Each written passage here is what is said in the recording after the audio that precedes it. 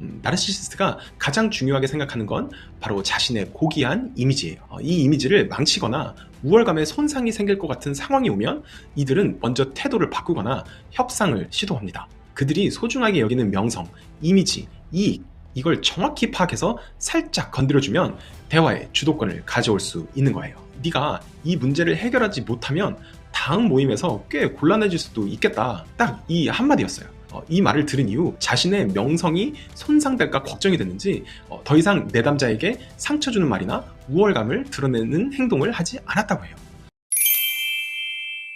안녕하세요. 멘탈헬스 클럽 음악심리치료사 폴입니다. 오늘은 나르시시스트를 상대로 어떻게 주도권을 되찾을 수 있을지 이야기해보려고 해요. 나르시시스트는 나르시시스틱 서플라이, 즉 자신의 우월감이나 이미지를 유지해줄 사람 또는 상황을 끊임없이 필요로 합니다. 예를 들면 멋진 차, 돈, 명성 같은 걸로 자기 이미지를 빛내고 싶어 하죠. 그런데 여기서 끝이 아니에요. 누군가를 깎아내려서 자기 우월감을 느끼는 것에도 큰 쾌감을 얻습니다. 그래서 나르시시스트를 상대하기가 정말 힘든 거예요. 이들은 끝도 없이 자신을 빛낼 재료를 원하고 주변 사람들을 소모시키거든요. 혹시 지금도 이런 나르시시스트 때문에 고통받고 계신가요? 그렇다고 계속 당하기만 할 수는 없잖아요. 그래서 오늘은 나르시시스트를 상대로 주도권을 되찾는 역대급 역공법을 알려드리려고 합니다. 나르시시스트의 약점은 어떻게 파악할까요? 제가 상담 현장에서 가장 자주 받는 질문 중 하나가 이거예요. 도대체 어떻게 해야 나르시시스트에게 휘둘리지 않을 수 있을까? 정답은 생각보다 간단합니다. 상대가 가장 소중하게 여기는 게 뭔지를 파악하고 그걸 이용하는 거예요. 나르시시스트가 가장 중요하게 생각하는 건 바로 자신의 고귀한 이미지예요. 이 이미지를 망치거나 우월감에 손상이 생길 것 같은 상황이 오면 이들은 먼저 태도를 바꾸거나 협상을 시도합니다. 왜냐하면 그만큼 자신이 어떻게 보이는지에 목숨처럼 집착하거든요. 그럼 이제 한 가지 사례를 들어볼게요. 어떤 내담자분께서 이런 고민을 털어놓으셨어요. 늘 자신의 화려한 인맥을 자랑하면서 동시에 다른 사람을 깎아내리던 지인 때문에 너무 힘들었다고 해요. 나르시시스트의 전형적인 모습이죠. 그런데 재미있는 점이 있어요. 이 지인은 평소엔 그렇게 다른 사람을 깎아내렸지만 정작 자신의 이미지에 타격이 갈 만한 일이 생기면 소문이 나지 않도록 온갖 노력을 다 했다는 거예요. 그래서 어느 날 그 지인이 문제가 생겼을 때 내담자분이 이렇게 말했대요. 네가 이 문제를 해결하지 못하면 다음 모임에서 꽤 곤란해질 수도 있겠다. 딱 이 한마디였어요.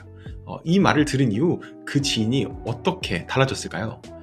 자신의 명성이 손상될까 걱정이 됐는지 더 이상 내담자에게 상처 주는 말이나 우월감을 드러내는 행동을 하지 않았다고 해요.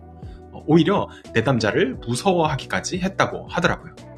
나르시시스트의 약점을 건드리면 상대방의 태도가 완전히 달라질 수 있다는 것 이해가 되시나요? 그들이 소중하게 여기는 명성, 이미지, 이익, 이걸 정확히 파악해서 살짝 건드려주면 대화의 주도권을 가져올 수 있는 거예요. 그럼 이제 본격적으로 나르시시스트 역공법을 4단계로 나눠서 알려드릴게요. 몇 가지 원칙만 잘 지키면 정말 큰 변화를 느끼실 수 있으니까 잘 들어주세요. 첫 번째, 전략을 세워야 합니다.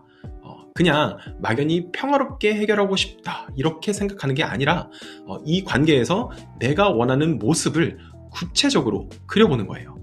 예를 들어볼게요. 가족 중에 나르시시스트 성향이 강한 사람이 자꾸 나를 깎아내린다고 해요. 그런 상황에서 그냥 가족 모임에 나가는 게 아니라 그 사람 말은 무시하고 다툼 없이 식사 자리 끝내기처럼 명확한 전략을 세우는 거예요. 실제로 제 상담자 중 한 분이 이런 케이스였어요. 가족 모임 때마다 우월감을 조성하는 언니와 계속 다툼이 있었는데요. 언니가 넌 왜 그렇게 못났니? 난 아무 문제 없이 사는데 이런 식으로 비판을 하니까 속에서 열이 확 치밀어 올라서 매번 말다툼이 벌어진 거예요. 그런데 다음 모임 땐 이렇게 결심했죠. 언니가 뭐라고 하든 길게 변명하지 않고 그냥 그렇구나 정도로 반응하고 바로 다른 주제로 돌리자. 그리고 모임 전에 이걸 몇 번 연습했대요. 결과가 어땠을까요? 실제로 언니가 또 비난을 시작했는데 그래 뭐 언니 말이 맞아. 근데 요즘 날씨가 좀 이상하지 않아? 하면서 화제를 슬쩍 돌렸대요. 그랬더니 다툼 없이 식사 자리를 마칠 수 있었고 스트레스도 훨씬 덜 했다고 해요. 이렇게 전략적 목표를 세우니까 감정에 휩쓸리지 않고 버틸 힘이 생긴 거죠. 두 번째, 레버리지를 찾아야 합니다. 쉽게 말하면 나르시시스트가 가장 소중히 여기는 것을 파악하는 거예요. 그리고 그걸 이용해서 그들의 태도를 바꾸는 거죠. 예를 들어 한 상담자의 직장에서 이런 일이 있었어요. 내가 제일 유능하다고 자랑하는 상사가 있었는데 개인적인 일까지 계속 떠넘겼다고 해요. 그래서 이 상담자가 한 방법이 뭐였냐면 상사가 자존심 강한 걸 이용해서 이렇게 말했어요. 과장님, 이런 이슈들이 해결 안 되면 팀 프로젝트에 차질이 생길 것 같아요. 그럼 과장님 리더십에 영향이 있을까봐 걱정돼요. 그러면서 살짝 칭찬도 섞었죠.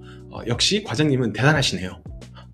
이 말 한마디에 상사가 태도를 바꿨다고 해요.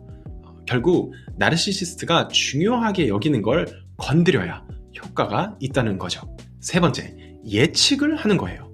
상대가 어떤 말투와 행동으로 날 흔들지 미리 떠올려 보는 거죠. 그리고 그런 상황에서 어떻게 대처할지 머릿속으로 시뮬레이션을 돌려보는 거예요. 예를 들어 나르시시스트 부모님이 넌 뭐 이렇게 예민하니? 너한테 문제가 있는 거야 라고 말한다고 해볼게요. 미리 예측한 사람이라면 이렇게 생각하겠죠. 또 이 말을 하겠구나. 그러면 그런가 봐요 하고 짧게 대응해야지.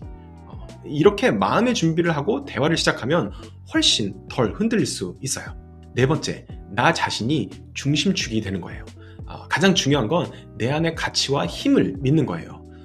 저 사람이랑 부딪히면 난 질 거야. 이런 생각 말고 내가 원하는 걸 얻을 수 있어 라고 스스로를 확신하는 거죠. 예전에 상담자 중 한 분이 있었는데 친구의 이상한 지적 때문에 자꾸 위축된다고 했어요. 그래서 음악 심리 치료 세션에서 나는 소중한 사람이라는 짧은 가사를 만들어 노래로 불렀어요. 그걸 반복하다 보니 자신감이 생기더래요. 나도 당당하게 말할 권리가 있잖아 라는 확신이 들면서요. 그 이후로는 친구가 뭐라고 해도 쉽게 무너지지 않았어요. 이처럼 내 중심을 잡는 것이 진짜 중요합니다. 나르시시스트와의 관계, 늘 끌려다니기만 하는 것 같아서 답답하셨죠? 하지만 오늘 알려드린 이 4단계 전략만 기억하신다면 조금씩 관계를 주도해 나가실 수 있을 거예요. 이제 더 이상 속 끓이지 말고 내 삶의 주인공은 나다 라는 걸 잊지 않으셨으면 좋겠어요. 제가 만난 많은 분들이 이런 방법으로 나르시시스트 앞에서 당당하게 주도권을 되찾는 모습을 봤거든요. 여러분, 이 방법이 조금이라도 도움이 되길 바라며 더 궁금한 점이 있으시면 이 영상 댓글창에 남겨주세요. 그리고 오늘 영상이 도움이 되셨다면 구독과 좋아요 꼭 부탁드릴게요. 내 삶의 주도권을 되찾는 그날까지 멘탈 헬스 클럽이 함께 하겠습니다. 감사합니다.